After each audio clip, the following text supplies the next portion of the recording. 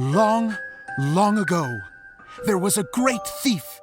He lived in a land where the light did not shine, where all suffered in the darkness. People call me? Sorry, Kaya. Directly into the microphone, please. Otherwise your voice'll, you know. Okay.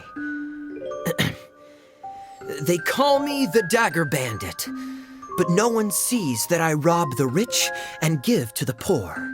Here in the dark, evildoers run rampant in the shadows, while the good, honest folk stumble blindly on, just trying to find a way through.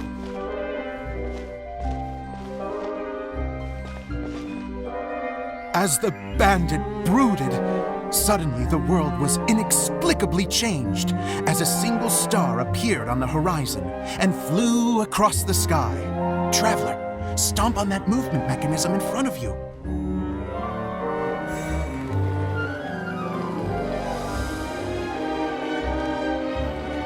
Light. A brief flash, yet enough to illuminate the world. If I can find the source of that light, I can shine it into the darkness, and the people will suffer in blindness no longer.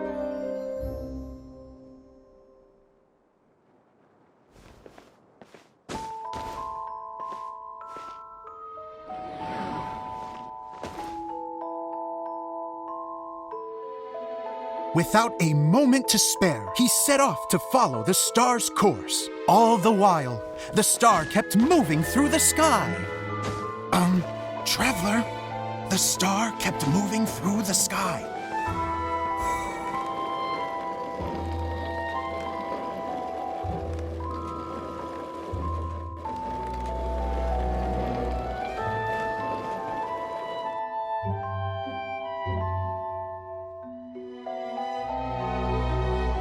Looks like I have to go through the desert. This could get dangerous. If everything he'd heard was to be believed, the desert ahead was a no-man's land filled with horrors. Worse still, the star had landed in the most difficult-to-reach location, surrounded by sheer cliffs. But he was determined to press onward. I've come this far, and I'm not about to turn back now. The Dagger Bandit trekked deep into the desert wasteland.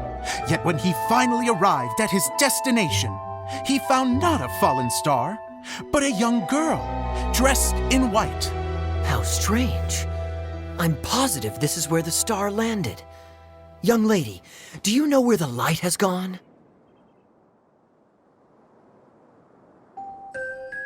The girl replied, Traveler from afar, the light you seek is only a bottled flame. But the flame has now died, and its light is long gone. A bottled flame? Yes, it was a gift from another. And so, the girl began to tell the story of how the bottle came into her possession. The girl hailed from a kingdom that sat atop the waterfalls. But when the reigning dynasty fell and a new one seized power, she and her people fled for their lives. A thick fog began to fill the air as she made her way through the forest, and dense thickets tried to block her path. There is a mechanism down there that you can press to retract the thicket board below the stage.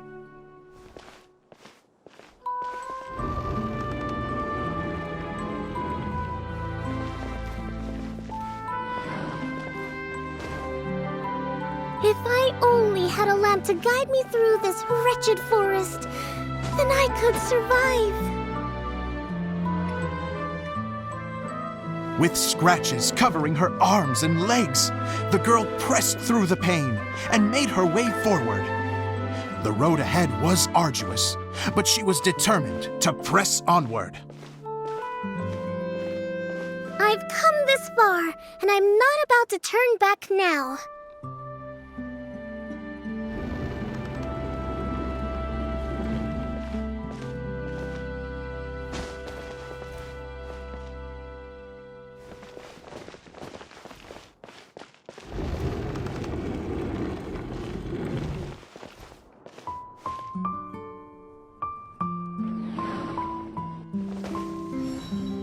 But just as she was drawing near her destination, a huge stretch of thorns and brambles suddenly came into view. Despair set in and began to weigh on her heart.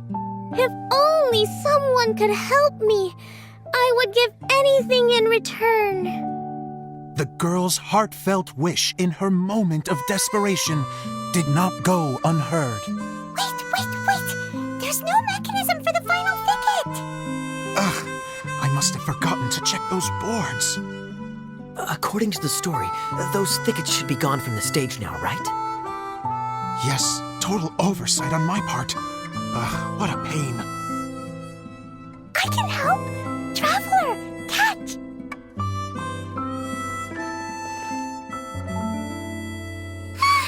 It's a Jumpy Dumpty! The girl's heartfelt wish did not go unheard, for a Jumpy Dumpty, who was passing by, helped to clear a path for her. Oh, thank you, Jumpy Dumpty. And so the girl continued her journey deeper into the forest. But what she found there was not a lamp, but a mage glowing with fire. So, just to clarify, it was supposed to be the mage who helped burn a path through the thicket. Save it for the end, man! The mage took pity on the girl and handed her a bottle. Then, the mage began to tell the story of how the bottle came into her possession. The fiery mage had an adventurous spirit and enjoyed taking long journeys. On one such journey, while taking rest in an oasis, she found a beautiful bottle by a crescent-shaped lake. Klee, quick, get in the light. She was an extraordinary mage with the power to grant people their wishes. She turned the bottle into a thing of equally extraordinary power. But the only place that it could make wishes come true was inside of the bottle. Oh me, oh my! Look at this wonderful bottle of mine! It could make a fine toy. But better still, a sojourner's home. The fiery mage blew into the bottle, allowing it to grant one single wish outside its glass walls.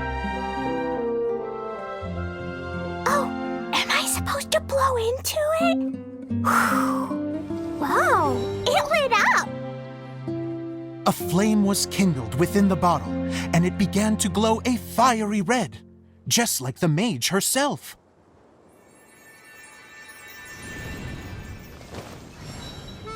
After the mage finished telling her story, she disappeared, leaving only the bottle behind. A magic bottle that can grant wishes. Then I wish to leave this place and go somewhere where no one will ever find me again. And then? The bottle seemed to softly inquire.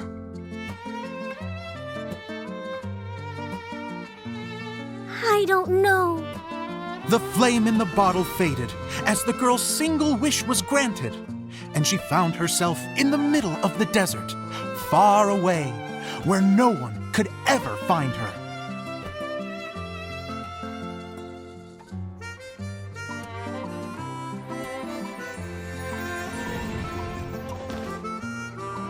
When the Dagger Bandit listened to her story, he sighed in disappointment that the flame with the power to grant wishes outside of the bottle had already died. But this doesn't make sense. If it truly granted my wish, then nobody should have been able to find me here. Maybe they shouldn't. The desert is difficult and dangerous to navigate, but I was determined to make it, no matter what. Then take this bottle with you for your trouble. It may be able to grant you your wish, though sadly, only within the confines of the bottle itself. All I wish for is light. Honoring the bandit's request, the girl wished for light inside the bottle, and sure enough, it lit up. They found that while the light was only generated within, it could nonetheless shine through the glass and reach anywhere in the outside world. Even though it doesn't burn as brilliantly as the light that shone before, this is still an extraordinary light. What will you do after I take the bottle? I don't know. Well, then maybe you should come back with me. With no reason to refuse, the girl accompanied the Dagger Bandit back to the land where the light did not shine. They brought light to that place, and the darkness was dispersed, and they lived happily ever after.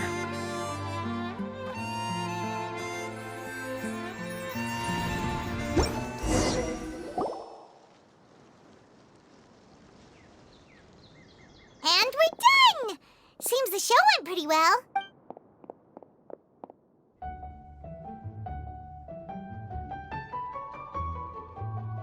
Mr. Honorary Knight! Didn't I do great? I felt like I really was the fiery mage! Wow, great costume, Glee! As soon as Paimon saw your shadow, she thought straight away, what a cute hat! Glee loves it! Thanks, Mr. Zosimos! Oh, wait, no, I mean, Mr. Director. Mr. Director? Ha! No one's ever called me that before. Thank you, my dear little mage. Thank you so much. Oh, I'm so happy. Miss Adia said that she tailored it a little bit so it would fit me, but you were the one who designed and made it. You're amazing. Yeah, that's amazing.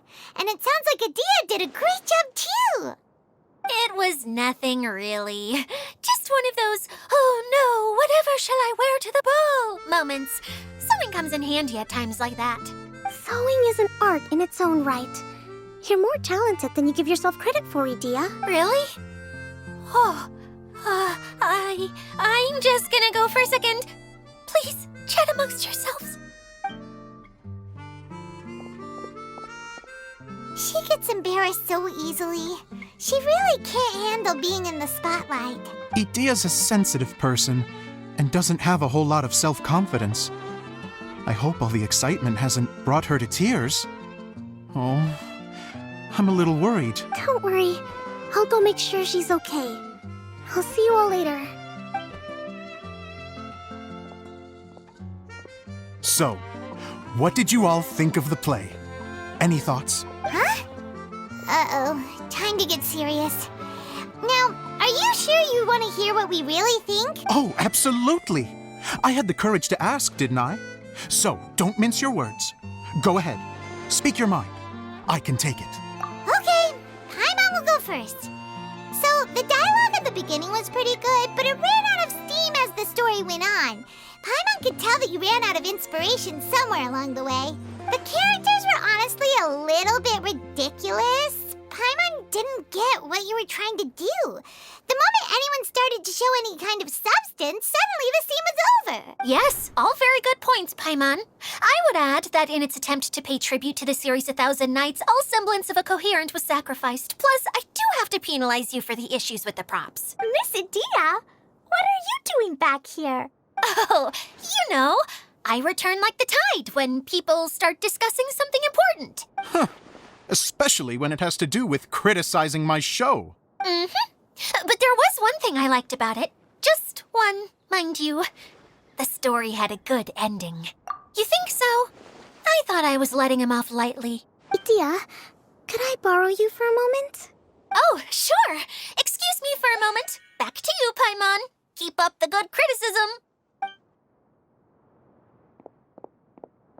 Okay, in that case, Paimon did have one other complaint. Let's hear it. Taking criticism on the chin is all part of being a director. The ending was all wrong. The girl's motives were clear and simple the whole way through. It was kind of jarring when all she had to say was, I don't know. And doesn't anyone else find it weird how her whole community was on the run, but she was only looking out for herself the whole time? I'm fine. I'm not going to improve without feedback. I also learned a lot this time with the chance to be off stage. To be honest, it was a dream come true. What a great attitude. You don't don't seem upset at all by our comments. I wouldn't say I'm completely unaffected, but you're only speaking the truth. They're all very valid points. Still, now that Paimon thinks about it, you did finish the script in a bit of a rush. Maybe we were being a little too hard on you. That's perfectly fine. Nothing is as important to me as my work on the stage. We all use our imaginations when we're kids, right? I used to play with dolls and my own cardboard cutouts by the light of an oil lamp. The shadows would come to life and dance on the walls. I never got tired of it. Fast forward to now, and in many ways, I'm still that same little kid, lying on his bed, making sound effects. And I get the same joy from running a show now as I did in my little bedroom theater. Of course, a director can accomplish nothing without a cast and crew. So on that note, I want you to all know that I am eternally grateful to each and every one of you. Hey, don't mention it. We had a blast. Okay, here, take this. Your component, as promised. It's the bottle from the show. The one that lit up when I blew into it. That's right. Can you guess the secret behind why it lights up? Oh, maybe there's an invisible fairy inside that opens its eyes when you blow into it. Bingo! You guessed it. That should do the trick. Oh, wait, this needs tightening up a little. Hold on, this will only take a second. This outfit's more fashionable than I imagined. Excuse me, everyone. Do you have a moment? Especially you, Zosimos. Idia wants to do a little something for you. She says it'll be a dream come true. A dream come true? Yes. She said that as useless as she is, she wants to do something for you as the first person to have heard of your dream of being a director. Her words, not mine. I have to disagree, though. I have never thought of Idia as a useless person. How is this suddenly about me? If everybody is ready, then I'd like to invite tonight's male lead to take the stage. Ta-da!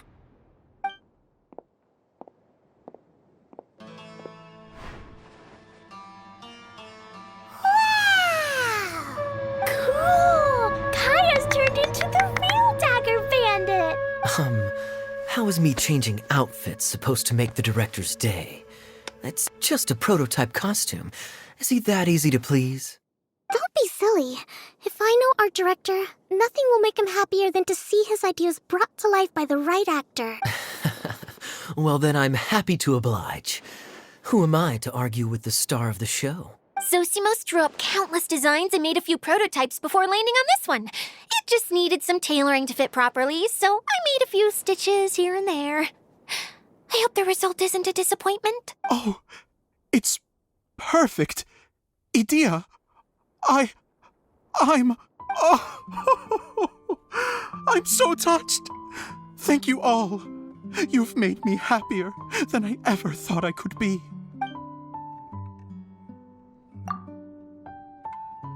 How are you doing? Recovered? Oh, I'm good. Thank you again, Idia. Oh, please, don't mention it. Well, now that we have the final component, it's time to say goodbye for now. Let's head to the core of the Valuria Mirage and get this place fixed up. Can I keep wearing my costume? Please do, by all means. Both of you can keep your costumes. It seems only fair. Yay! Kaya, keep wearing yours too. It looks amazing. I agree with our mage. I'm sure it's not every day you get to play such an unforgettable character. Sure. I think I can be a bandit for a little longer. Bye-bye, Mr. Director. Take care, my dear friends.